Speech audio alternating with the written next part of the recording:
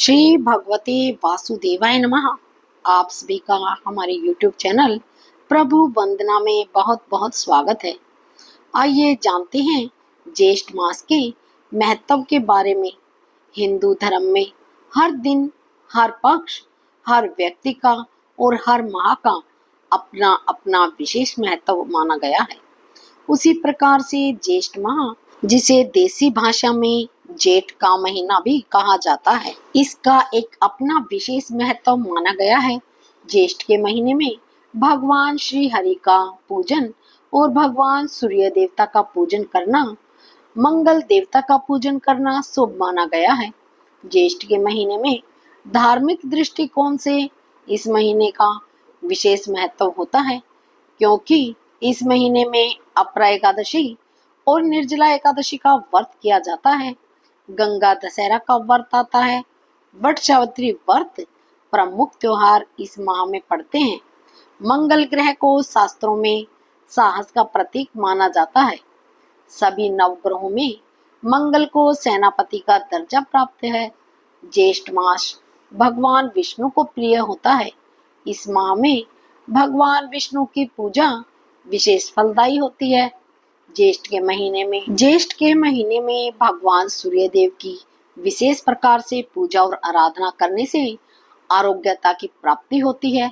भगवान सूर्य देव जो कि आरोग्य को प्रदान करने वाले हैं। ज्येष्ठ के महीने में विशेष प्रकार से रविवार के दिन तो भगवान सूर्य को जल अवश्य देना चाहिए।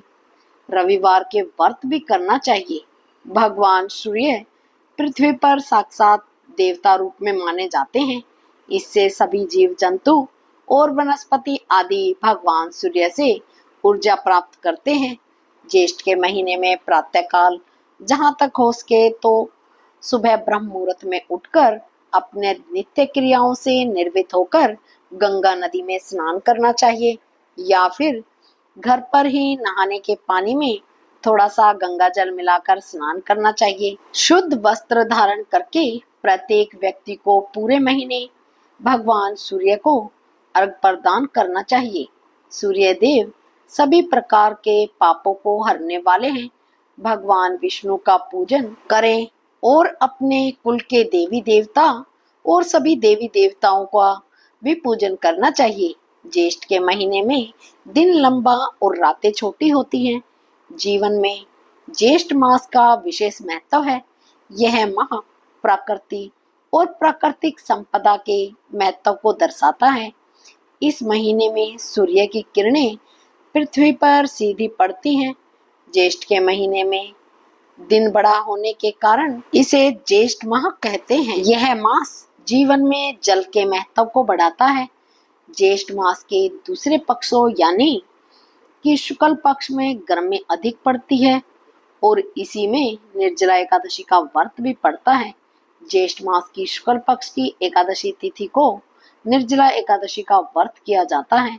यह व्रत जल के महत्व को बताता है और ज्येष्ठ मास के अनुशासित जीवन शैली को अपनाना चाहिए। इस मास में धर्म कर्म भी विशेष महत्व रखते हैं। इसलिए ज्येष्ठ के महीने में जहाँ तक हो सके दान पुण्य का कार्य करना चाहिए। अन्न वस्त्र दान करना चाहिए। पशु पक्षियों के लिए जल की व्यवस्था करनी चाहिए। जगह जगह पर प्याऊ स्थापित करनी चाहिए। पंखा, छाता और सत्तू आदि का दान भी करना चाहिए। पेड़ पौधे और प्राकृतिक चीजों की रक्षा करनी चाहिए। ज्येष्ठ के महीने में तिल के दान का विशेष महत्व है, तो इन दिनों तिल का भी दान करना चाहिए। ज्येष्ठ के महीने में सबसे ज्यादा महत्व जल दान का होता है। शास्त्रों में जल दान को बड़ा ही श्रेष्ठ माना गया है। इससे भगवान विष्णु की विशेष कृपा प्राप्त होती है और जीवन में आने वाली सभी परेशानियां दूर हो जाती हैं। ज्येष्ठ मास में प्याऊ लगाना, नल लगवाना और पोखर तालाबों का संरक्षण करना फलदायी होता है। इन दिनों जहाँ तक हो सके ज्येष्ठ के महीने में जल से भरा हुआ मटका देना चाहिए और अनाज का दान भी करना चाहिए। जहाँ तक हो सके मीठे शरबत की प्याऊ लगवानी चाहिए। अगर यह भी संभव न हो तो कम से कम एक पानी से भरा मटका दान करना चाहिए।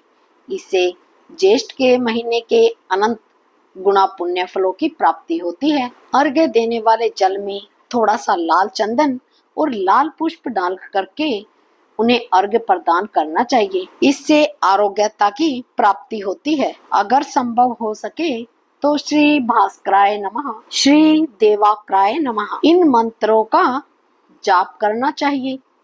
इससे पुण्य फलों की प्राप्ति होती है।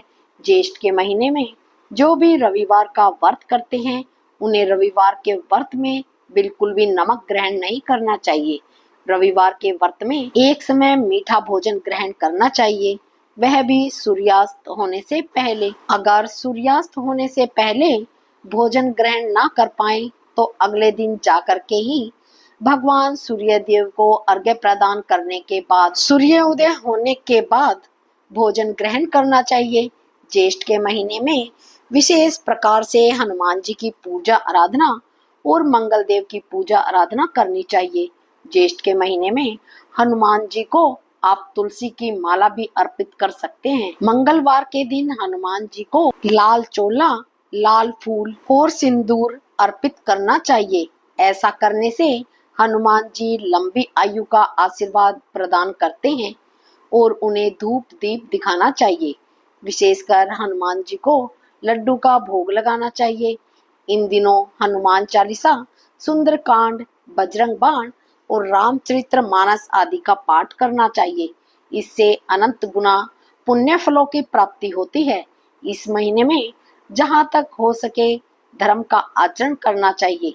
किसी के ऊपर क्रोध नहीं करना चाहिए। अपने से बड़ों का अपमान नहीं करना चाहिए।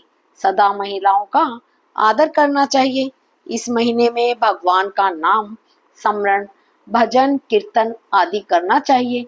दान पुण्य का कार्य करना चाहिए। ऐसा करने से व्यक्ति के पाप ताप नष्ट हो जाते हैं। तभी जा करके पुण्य का उदय होता है। पुण्य के उदित होने के बाद ही व्यक्ति को सभी प्रकार के सांसारिक सुखों की प्राप्ति होती है।